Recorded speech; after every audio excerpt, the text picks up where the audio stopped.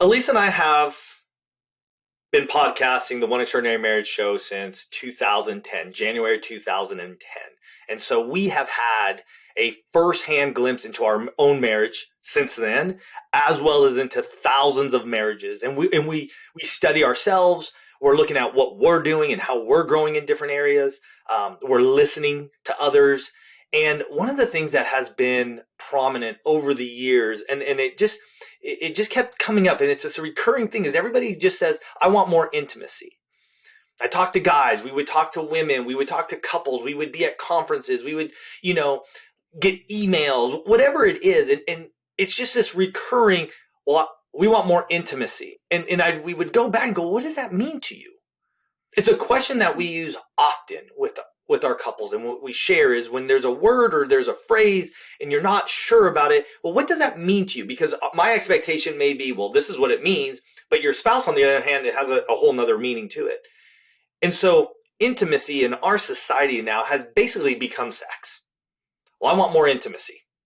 It just means I want more sex. Well, let me share this real briefly and real quickly. You can't have sex 24/7.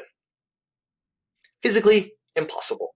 God has created us to have sex and have sexual intercourse, but not to have it 24/7.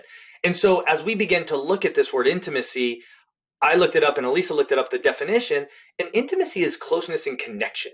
That is what the definition is. Closeness and connection. And so we begin to go, wait a minute.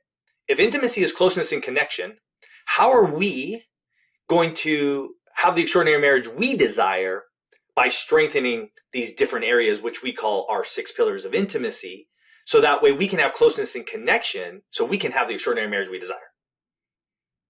And so that begins to turn that word upside down a little bit, and it causes people to go, oh, I got it. Sexual intimacy is one of those pillars, but it's not the only pillar.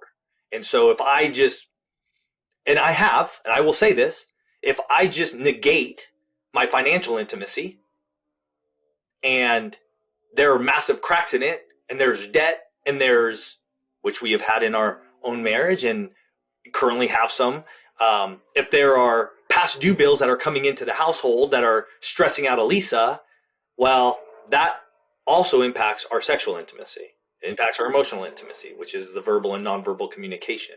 And so you look at all of this and you go, okay, I want closeness and connection in each one of these areas. And by doing so, I have the extraordinary marriage. And Elisa has the extraordinary marriage that we both desire.